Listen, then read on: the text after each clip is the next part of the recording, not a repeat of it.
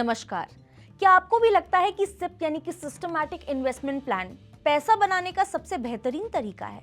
आपने भी अपने फाइनेंशियल गोल्स पूरे करने के लिए हर महीने सिप शुरू कर ही रखी होगी और उम्मीद भी लगा के बैठे होंगे कि रिटर्न भी मिलेगा 15%, 18% या शायद उससे भी ज़्यादा। लेकिन अगर हम आपको ये कहें कि रिटर्न की उम्मीद लगा करके आप हर महीने जो सिप कर रहे हैं, असल में वैसा रिटर्न आपको मिलेगा नहीं, तो फिर क्या? देखिए, सवाल बड़ा जरूर है, लेकिन खबर की शुरुआत इसी एक सवाल से होती है।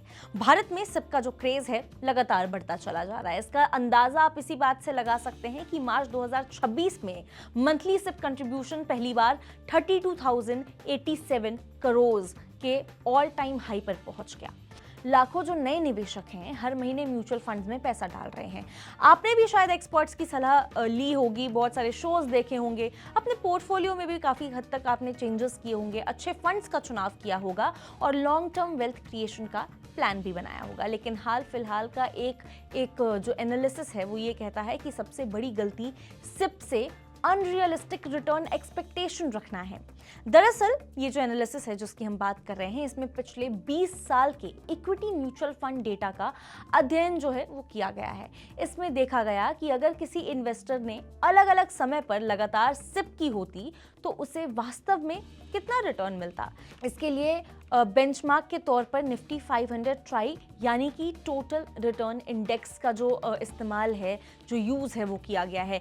ट्राई इसलिए भी ज़रूरी माना जाता है क्योंकि इसमें सिर्फ शेयर प्राइसेस की बढ़त नहीं होती है, बल्कि डिविडेंड री इन्वेस्टमेंट भी यहाँ पे शामिल रहता है, यानी कि ये मार्केट का ज़्यादा रियलिस्टिक परफॉर्मेंस दिखाता है। अब सबसे अहम बात, पिछले 20 साल में डेटा के हिसाब से देखा जाए 3 साल की सिप का जो एवरेज रिटर्न है करीब 9.9%, 5 साल की बात करें तो ये करीब बनता है 12.4% के आसपास, 10 साल का करीब 14.5%, 15 साल का 14.2% और 20 साल का करीब 13.2% रहा है। यानी जिस 15% या 18% रिटर्न को लोग अक्सर कैलकुलेटर में डाल करके करोड़ों रुपए का फ्यूचर कॉर्पस देख लेते हैं, एक सपना सजा लेते हैं, हिस्ट्री हमेशा उसका साथ नहीं देती है। इसका मतलब ये बिल्कुल भी नहीं है कि सिप खराब है, आपको करना बंद कर देना चाहिए, ऐसा नहीं है, बल्कि इसका मतलब सिर्फ इतना है कि रिटर्न को लेकर के उम्मीदें वास्तविक यानी कि रियलिस्टिक होना बहुत ज़रूरी है। एग्जाम्पल के तौर पे मान के चलिए कि आपने 20,000 महीने की जो सिप है वो शुरू की है और कैलकुलेटर में 15% एनुअल रिटर्न डाल दिया। 20 साल बाद कैलकुलेटर आपको एक बहुत ही बढ़िया कॉर्पस दिखा रहा है, बहुत बड़ा कॉर्पस दिखा रहा है, लेकिन अगर वास्तव में आपका जो रिटर्न है 12% या फिर 13% ही रहा तो फाइनल कॉर्पस लाखों रुपए कम हो सकता है। यानी कि सिर्फ 2 से 3%, 2 से 3 जो परसेंट है उसका जो अंतर ही है लॉन्ग टर्म में आपकी वेल्थ पर अच्छा खासा बहुत बड़ा असर डाल सकता है। यही वजह है कि एक्सपर्ट्स फाइनेंशियल प्लानिंग करते वक्त जो है अक्सर जो कंजर्वेटिव रिटर्न एजम्पशन रखने की सलाह देते हैं। अब देखिए, हम इन्वेस्ट कैसे करते हैं, पहले ये समझिए। आमतौर पर लोग जो हैं पिछले 5 साल के सबसे ज़्यादा रिटर्न देने वाले जो म्यूचुअल फंड्स हैं उनको देख करके निवेश करना पसंद करते हैं। उन्हें लगता है कि 5 साल में इनके रिटर्न्स काफ़ी बेहतर रहे हैं, लोग इन पे काफ़ी हद तक ट्रस्ट कर रहे हैं, तो यही ठीक रहेगा और 20 साल के हिसाब से भी यही सही रहेगा। लेकिन 20 साल का जो डेटा है अगर आप वो देखें, इससे हमें ये पता चलता है कि जिन फंड्स में शुरुआती 5 साल में यहाँ पे शानदार परफॉर्मेंस दी है, उन्हीं में सबसे ज़्यादा रैंकिंग गिरने के मामले भी देखने को मिले हैं।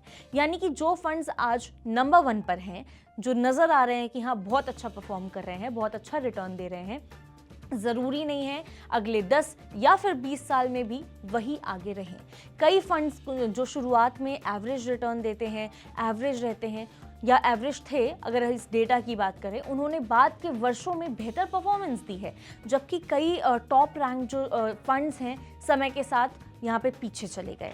यानी कि सिर्फ पास्ट परफॉर्मेंस देख करके फंड चुनना सही स्ट्रैटेजी नहीं मानी जा सकती है। एक और ज़रूरी एस्पेक्ट को समझना आपको यहाँ पे है, वो है लंप सम और सिप का जो डिफरेंस है वो। अगर किसी व्यक्ति के पास शुरुआत में ही पूरी की पूरी रकम मौजूद है और मार्केट लगातार ऊपर जाता नजर आ रहा है, तो कई मामलों में लमसम इन्वेस्टमेंट ज़्यादा बड़ा कॉर्पस बना सकता है, क्योंकि पूरा का पूरा पैसा पहले ही दिन मार्केट में काम करना शुरू कर देता है। वहीं अगर सिप की बात करते हैं आप, सिप में पैसा हर महीने थोड़ा थोड़ा इन्वेस्ट होता है, पहली इंस्टॉलमेंट 20 साल तक यहाँ पे ग्रो करती है, लेकिन आखिरी इंस्टॉलमेंट शायद सिर्फ 1 से 2 महीने तक का ही उसको टाइम मिलता है और वहाँ तक ही वो इन्वेस्ट रहती है। इसीलिए दोनों की तुलना सिर्फ यहाँ पे रिटर्न देख करके नहीं की जा सकती। हालांकि ज़्यादातर जो सैलरीड लोग हैं उनके लिए सिप आज भी सबसे प्रैक्टिकल तरीका माना जाता है, क्योंकि उनकी इनकम भी हर महीने आती है। सिप कोई जादू नहीं है, ये आपको समझना पड़ेगा। और डिसिप्लिन का देखा जाए तो बहुत ही मजबूत हथियार है। तो अगर आप सिप करते आ रहे हैं उसे कंटिन्यू रखिए, लेकिन रियलिस्टिक एक्सपेक्टेशंस के साथ। जिस हिसाब से रिटर्न मिलना चाहिए आप डेटा चेक कर सकते हैं और उस हिसाब से आप एक्सपेक्टेशंस रखिए कि इस हिसाब से हमें यहाँ पे कॉर्पस हमारा इकट्ठा रहने वाला है। अगर मार्केट कुछ साल बाद कमज़ोर होता है तो सिप में नेगेटिव रिटर्न भी देखने को मिल सकता है, लेकिन जैसे जैसे इन्वेस्टमेंट पीरियड बढ़ता है रिस्क कम होता जाता है और वेल्थ क्रिएशन की संभावना मजबूत होती जाती है। ये आपको समझना पड़ेगा। इसीलिए सिर्फ हाई रिटर्न के पीछे भागने की बजाय सही फंड चुनना, लगातार इन्वेस्ट करना और लॉन्ग टर्म तक यहाँ पे बने रहना ज़्यादा ज़रूरी है, ज़्यादा इंपॉर्टेंट है। तो अगर आपने भी सिप शुरू की है या फिर करने की सोच रहे हैं तो एक बात हमेशा याद रखिए, सिप से पैसा ज़रूर बन सकता है, लेकिन सिर्फ इस भरोसे पर नहीं कि हर साल 15% या 18% रिटर्न मिलेगा। असली खेल है realistic expectations, right fund selection, patience और डिसिप्लिन का। क्योंकि निवेश में सिर्फ पैसा लगाना काफ़ी नहीं होता, सही उम्मीद रखना भी उतना ही ज़्यादा ज़रूरी होता है, ताकि आपको ये ना लगे कि आपने तो कुछ और सोच के यहाँ पे इन्वेस्ट किया था, आपके गोल्स कुछ और थे और वो फुलफिल नहीं हो पाए। आप इस बारे में क्या सोचते हैं? क्या कुछ हैं आपके थॉट्स? आप हमें कमेंट करके ज़रूर बता सकते हैं। ऐसी और खबरों के लिए विजिट कर सकते हैं हमारी वेबसाइट money9live.com, सब्सक्राइब कर सकते हैं हमारा यूट्यूब चैनल Money9। मिलते हैं आपसे अगले वीडियो में, तब तक के लिए नमस्कार।